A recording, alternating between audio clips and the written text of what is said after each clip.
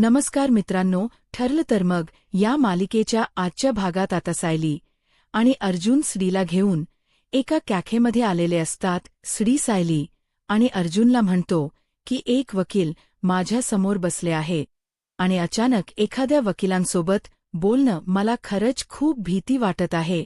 तर सायली म्हणू लागते, घाबरण्याची काहीच गरज नाही. अर्जुन म्हणतो, आम्हाला फक्त प्रिया मधुकर हिच्याबद्दल माहिती हवी आहे. तर श्री म्हणतो, प्रिया मधुकर कमल आहे. 2 वर्षानंतर आज प्रिया मला समोर दिसली. आत्ताच माझी आणि तिची भेट झाली. तर अर्जुन आता श्रीला म्हणतो की प्रिया तुझी गर्लफ्रेंड होती ना. आता मात्र श्री शांतच होतो. तर सायली श्रीला म्हणते, प्रिया ज्या आश्रमात लहानाची मोठी झाली तिथेच मी सुद्धा झाले. त्यामुळे तू आणि प्रिया बरेचदा तुम्हा दोघांना मी एकत्र पाहिलं आहे. त्यामुळे मला माहीत आहे की प्रिया तुझी गर्लफ्रेंड होती.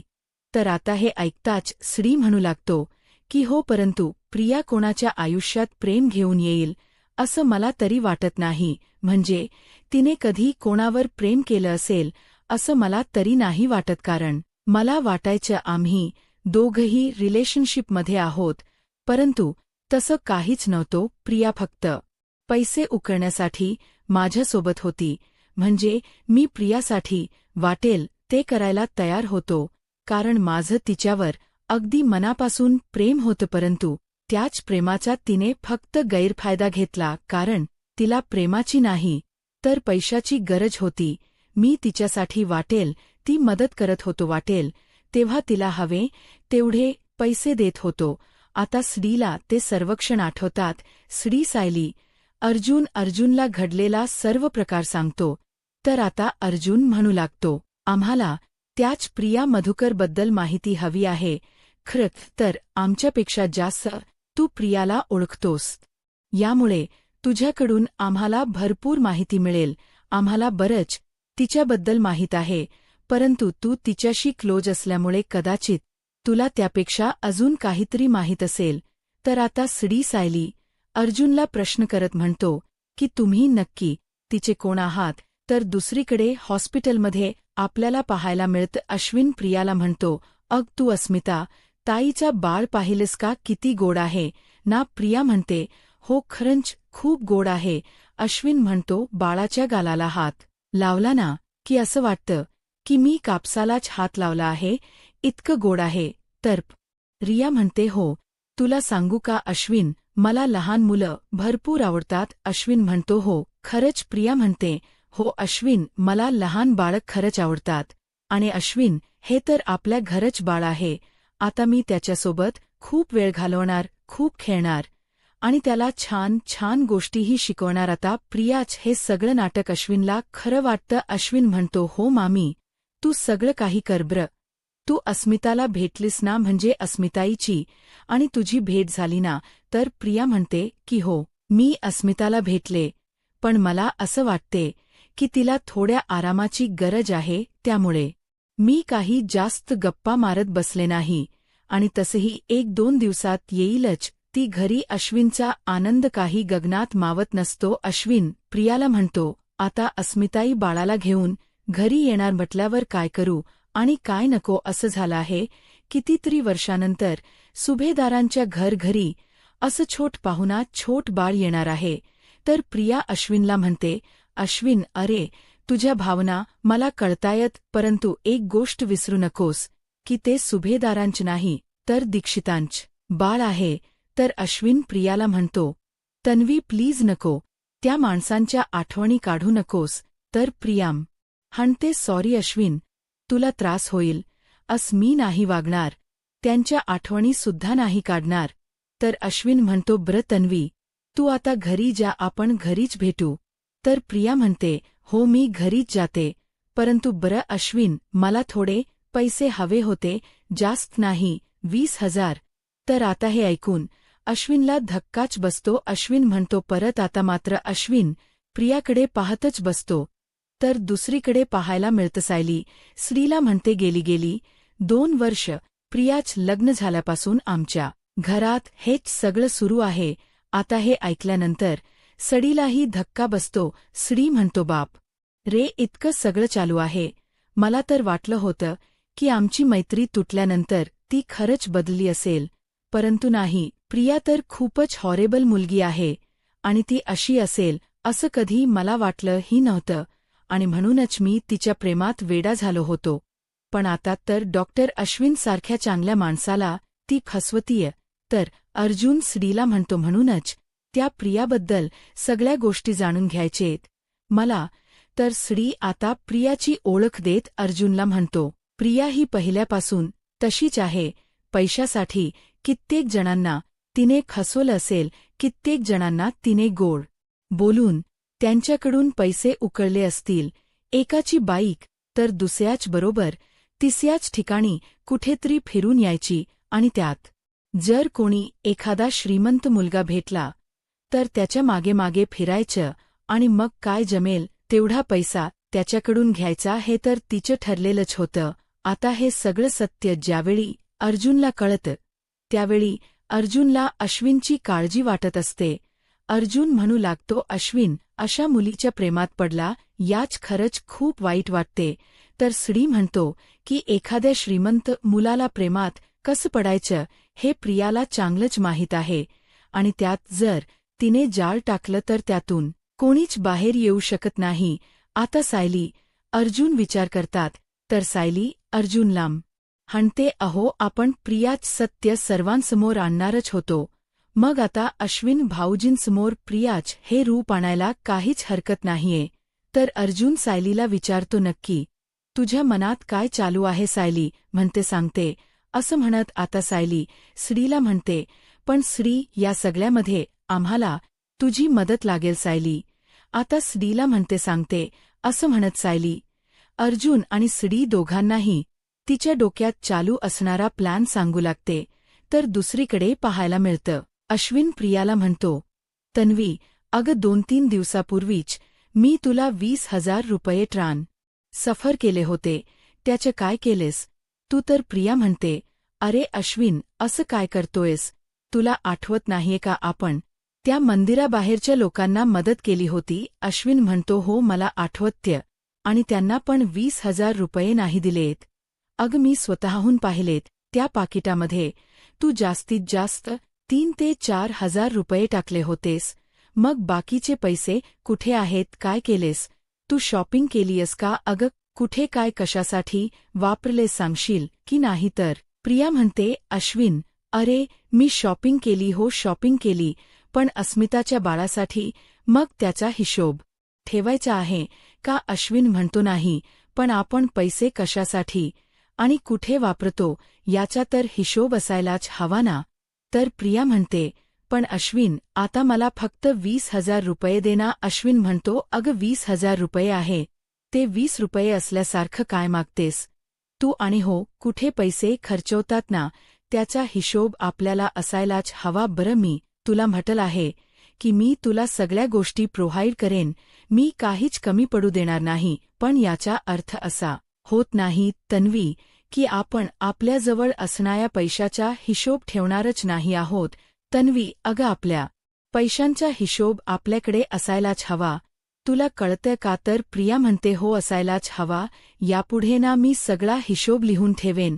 अश्विन म्हणतो, गुड. प्रिया म्हणते, पण अश्विन पैसे? अश्विन म्हणतो, बरं पुढच्या 2-3 दिवसात मी तुला पैसे ट्रान्सफर करेनच. तर प्रिया म्हणते 2-3 दिवसात. अश्विन म्हणतो, मग अगं लगेच एवढे पैसे मी कसे ट्रान्सफर करणार आत्ताच? तर तुला मी 20,000 दिले होते ना, मग थोडे दिवस तरी जाऊ देत, मग त्यानंतर मी तुला पैसे देईनच. पण आता प्रिया मनाशीच म्हणते, आता याच्या इतक्या प्रश्नांची उत्तर आणि म्हणतोय की हिशोब लिहून ठेव. मी जर हिशोब लिहून ठेवला ना अश्विन तर तुला चक्कर येईल, वेळ लागेल माझा हिशोब पाहून. आता प्रियाकडे दुसरा काही पर्याय नसतो. प्रिया म्हणू लागते, आता अश्विन तर मला पैसे देणार नाही आणि याला हिशोबही हवाय, मग मी काय करू, कोणाकडून पैसे घेऊ? प्रिया आता या सगळ्या गोष्टीचा विचार करू लागते. अश्विन म्हणतो, बरं ठीक आहे, तू निघतेस ना घरी? प्रिया म्हणते, हो निघतच आहे. असं म्हणताच आता प्रिया घरी जायला निघते. तर दुसरीकडे सायली अर्जुन आता विचार करत असतात की पुढे काय करावं. आता अर्जुन इन्स्पेक्टर साहेबांना फोन करतो आणि म्हणू लागतो, जर साक्षी शिकरेबद्दल काही कळालं तर नक्कीच इन्फॉर्म करा. तर आता सायली म्हणू लागते, ही साक्षी शिखरे सापडायला पाहिजे. अर्जुन म्हणतो की हो सापडणार, आणि तो सचिनही सापडणार. सायली म्हणते, परंतु या सगळ्यात प्रियाच्या कारस्थानांकडे दुर्लक्ष व्हायला नको, कारण हे सगळं काही प्रिया मुद्दामहून करते. आपला दुर्लक्ष होण्यासाठी जर आपण थोडा दुर्लक्ष केला की ती लगेच मानवर काढणारच. अर्जुन म्हणतो, नाही तसं होणार नाही, 1 मिनिट असं म्हणत आता अर्जुन सायलीच्या हातामध्ये फाईल देतो आणि त्या फाईलच नाव असतं मिशन भांडाफोड. सायली विचारते, ही कशाची फाईल आहे. अर्जुन म्हणतो, प्रियाच्या सगळ्या आतापर्यंत शोधलेल्या पुराव्यांची फाईल आहे. सायली म्हणते, त्याची तुम्ही फाईल बनवली आहे अहो, पण ही फाईल कोणाच्या हाती लागली. तर अर्जुन म्हणतो, पण या सगळ्याचा बॅकअप माझ्याकडे आहे, त्यामुळे हे पुरावे कोणीही बदलू शकत नाही. सायली म्हणते, तरीसुद्धा ही फाईल ऑफिसमध्येच राहू देत. अर्जुन म्हणतो, ओके मिलॉर्ड, परंतु आपण एकदा फाईल बघून तरी घेऊयात का. आता सायली आणि अर्जुन सगळे पुरावे पुन्हा एकदा पडताळून पाहत असतात. तर सायली अर्जुनला म्हणते, जर आपण या प्रियाच्या बहिणींना भेटलो तर म्हणजे सदा महिनाच्या इतर मुलींनाही रीना, मीना, टीना आहे त्यांना. तर अर्जुन आपण साक्षीला कसं फसवलं हा आनंद व्यक्त करत असतो. सचिन म्हणू लागतो, काय साक्षी, स्वतःला स्मार्ट समजतेस ना, पण मी तुझ्यापेक्षा स्मार्ट आहे. माझ्या हातात असणारा फोन आणि यामधलं सिम सगळं काही खोटं होतं. मला फक्त तुझ्याकडून पैसे उकळायचे होते आणि 10 लाख असं म्हणत सचिन खूप खुश होतो. आता एवढी मोठी अमाऊंट आपल्या हाती लागणार याचा आनंद त्याच्या चेहऱ्यावर दिसून येत असतो आणि त्याचा आनंदही काही गगनात मावत नसतो. तर दुसरीकडे पाहायला मिळतं आता हॉस्पिटलमध्ये कल्पनाई आणि प्रतापराव आलेले असतात आणि ते बाळाला खेळवत असतात. परंतु अस्मिता मात्र सतत सचिनला फोन करण्याचा प्रयत्न करत असते. सचिनला फोन करून त्याच्याशी संपर्क साधण्याचा प्रयत्न करते, परंतु सचिनचा काही फोन लागत नसतो.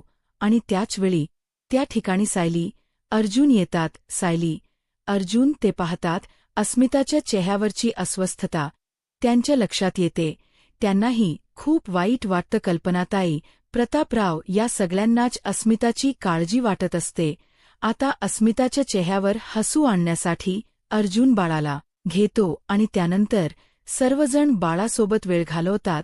बाळासोबत अस्मितासोबत खोटो काढत असतात आणि छोट्या छोट्या या गोष्टींमधून अस्मिताला हसवण्याचा, तिचं मन खुश ठेवण्याचा प्रयत्न करत असतात. तर दुसरीकडे पाहायला मिळतं सचिन पैशांची वाट पाहत असतो आणि शेवटी सचिनच्या हाती त्याला हवे तेवढे पैसे लागलेले असतात, कारण साक्षी सचिनवर विश्वास ठेवत त्याला 10 लाख रुपये अमाऊंट काही न विचारता त्याच्या हाती ठेवते आणि आता एवढे पैसे पाहून सचिन खुश होतो. तर दुसरीकडे हॉस्पिटलमध्ये आपल्याला पाहायला मिळतं अस्मिताला घरी घेऊन जायची तयारी सुरू असते. त्यावेळी डॉक्टर तिथे येतात आणि म्हणू लागतात, मिस दीक्षित, तुम्ही तुमच्या बाळाला आज घरी घेऊन जाऊ शकता. आज तुमचं डिस्चार्ज होणार आहे. अस्मिता खुश होते. तर अश्विन म्हणू लागतो, चालेल, 4 दिवसानंतर मी अस्मिताईला फॉलोअपसाठी घेऊन येईल आणि त्यानंतर आपण महिन्याचा फॉलोअप ठेवू. डॉक्टर म्हणतात, हो, काही हरकत नाही. आता सर्वच जण सर्व सामान भरून घरी जाण्यासाठी निघणार असतात. आता अर्जुन येथे बाळाला खेळवत असतो आणि त्याचवेळी अर्जुनला मेसेज येतो की लोखंडे अजूनही त्यांच्या आजही घरी आले नाहीत. तर त्यावेळी अर्जुन प्रियाकडे पाहतो. अर्जुनच्या लक्षात येतं की हा प्रियाचाच डाव असू शकतो. तर इकडे सुभेदारांच्या घरी तरी आता अस्मिताच्या बाळाच्या स्वागताची जय्यत तयारी चालू असते. कल्पनाताई फोनवर बोलत म्हणतात, अगं अस्मिताच्या बाळाला आणि अस्मिताला मॉलिश करण्यासाठी मला अनुभवी बाई हवी आहे. अगं मी शोधून ठेवली होती. मला खरंतर आयत्यावेळी धावपळ नकोच होती, परंतु तिला अचानक गावी जावं लागलं. अगं बघ ना कुठे असेल. तर असं म्हणत कल्पनाताई त्यांच्या मैत्रिणीसोबत बोलत फोन ठेवतात. तर इकडे कल्पनाताई म्हणू लागतात, अगं तुमची तयारी झाली की नाही? अस्मिताच बाळ अस्मिता घेऊन कुठल्याही क्षणी घरापर्यंत पोहोचेल आणि तुमचं डेकोरेशन चालूच असेल. तर आता विमलताई म्हणतात, नाही वही होतं चालं, असं म्हणत खूप छान डेकोरेशन केलेलं असतं. आता सायली पाळणा सजवत असते. कल्पनाताई म्हणतात, खरंच खूप छान पाळणा सजवला. सायली म्हणते, आई तर मला असं झालंय की कधी एकदा अस्मिता ताई आणि त्यांचं बाळ खरी येतं आणि ते आपलं छोटस गोंडस बाळ या पाळण्यात झोपते. तर कल्पनाताई म्हणतात, मला तर असं झालंय की हा पाळणा कधी एकदा तुझ्या बाळासाठी वापरला जातोय. आता सायली लाजू लागते आणि म्हणते, काय आई? तर कल्पनात ताई म्हणतात, हो सायली, आम्हाला तर तुझ्यासुद्धा बाळाच्या स्वागताची तयारी करू देत. आता सर्वजण अस्मिताच्या बाळाची आणि अस्मिताच्या स्वागताची जय्यत तयारी करतात. आणि आता अर्जुन, प्रतापराव, प्रिया, अश्विन सर्वजण अस्मिताला घरी घेऊन येतात. आता कल्पनाताई औक्षण करतात. सायली ही अस्मिताचा औक्षण करते आणि त्यानंतर अस्मिताचं स्वागत करतात. अस्मिता आणि बाळ सुभेदारांच्या घरी अगदी सुखरूप आलेले असतात. तर आता अर्जुन अस्मिताला म्हणतो, अस्मिताई तू बाळाला सायलीकडे दे आणि तू बस ना. तर आता अस्मिता म्हणू लागते, अर्जुन अरे तू सुद्धा घेऊ शकतोस ना बाळाला? अर्जुन म्हणतो, नाही नाही, मला लहान बाळांची भीती वाटते, मी इथेच बरा आहे. आता सर्वजण हसू लागतात. तर आता सायली बाळाला खूप छान पद्धतीने सांभाळत असते. तर आता प्रिया म्हणते, मी आले. तर कल्पनाताई प्रियाला म्हणतात, तन्वी कुठे जातेस? एक काम कर ना, सगळ्यांसाठी कॉफी बनवशील का? आणि हो सायलीसाठी चहा आणि अस्मितासाठी दूध गरम कर. तर प्रिया म्हणते, मी आलेच ना, फ्रेश होऊन येते, 5 मिनिटांनी केलं तर चालेल का? तर प्रतापराव म्हणतात, तन्वी अगोदर कल्पनाने जी काम सांगितली ती कर आणि त्यानंतर तुला जिथे जायचे तिथे जा. प्रिया म्हणते, हो करते. असं म्हणत शेवटी प्रियाला किचनमध्ये काम करायला जावं लागतं. तर इकडे सायली बाळाला खेळवत असते आणि म्हणू लागते, बघा मामीला पाहून कसा किती गोड असतोय ना आपला बाळ. तर अर्जुन म्हणतो, नाही नाही मामाकडे पाहून. तर आता अश्विन म्हणू लागतो, 1 मिनिट, काय चाललंय हे? याला काय अर्थ आहे? बाळा एक गोष्ट लक्षात ठेव, तुझ्या जन्माच्या वेळी तुझ्या आईला जास्त मदत मी केली आहे, मी सपोर्ट केला आहे, त्यामुळे तुझा फेवरेट मामा मीच असणार. सायली म्हणते, सगळेच फेवरेट आहे, सगळे मामा फेवरेट आहे, मामी फेवरेट आहेत, आजी आजोबा तर त्यापेक्षाही, आणि पणजी आजी ती तर अजून आपल्याला भेटलीच नाहीये. तर अर्जुन म्हणतो, हो ना, एकदा का बाळा, तुझी पणजी आजी आली ना की तुला मांडीवरून खाली ठेवणारच नाही, तिला तुला कुठे ठेवू आणि कुठे नको असंच होईल. असं म्हणत सायली अर्जुन बाळाची खूप छान पद्धतीने काळजी घेत असतात आणि त्याला खेळवतही असतात. तर प्रतापराव कल्पनाईंना म्हणतात, बघितलंस का, अर्जुन लहान बाळांना घ्यायला घाबरतोय, परंतु सायलीच्या मदतीने, सायलीच्या साथीने किती छान सांभाळतोय ना त्याला. तर कल्पनाताई म्हणू लागतात, खरं सांगू का, आता या दोघांनी सुद्धा मनावर घ्यायला हवं, म्हणजे आपल्याला लवकरच 2 नातवंडांचे लाड करता येतील आणि दोन्ही नातवंडांना खेळवता येईल. असं म्हणत कल्पनाताई आणि प्रतापराव खूप खुश असतात. आता सायली विमलताईंची ओळख करून देत बाळाला म्हणते, बाळा ही आपली विमलाजी आहे. आता सर्वजण विमलताईंवर हसत म्हणतात, विमलाजी. तर त्यानंतर विमलताई बाळाच कौतुक करत म्हणतात, किती गोड बाळ आहे ना अस्मिता ताई, अगदी तुमच्यासारखा आहे, मातृमुखी सदा सुखी. असं म्हणत सर्वजण बाळासोबत वेळ घालवत असतात, अतात खूप खुश असतात.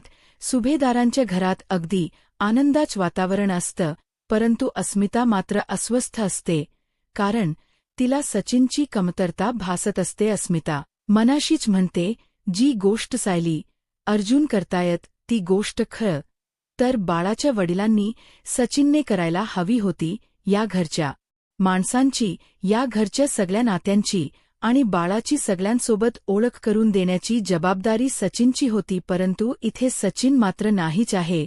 आता मात्र अस्मिताला खूप वाईट वाटत असत. एवढ्या आनंदाच्या क्षणी आपल्यासोबत आपला नवरा नाहीये, बाळाचे वडील त्याच्यासोबत नाहीत. याच तिला खूप वाईट वाटत असतं आणि त्रासही होत असतो.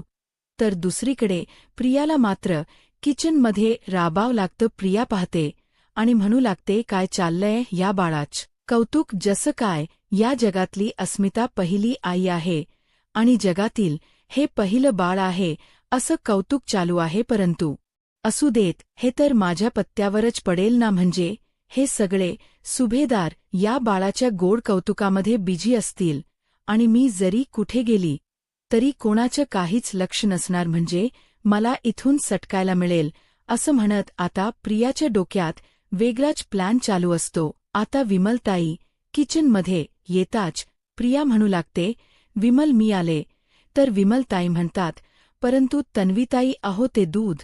तर प्रिया म्हणू लागते, तुला सांगितलं ना दुधावर लक्ष ठेव, मी आलेच, बाकी काही बोलू नकोस असं म्हणत प्रिया तिथून निघून जाते.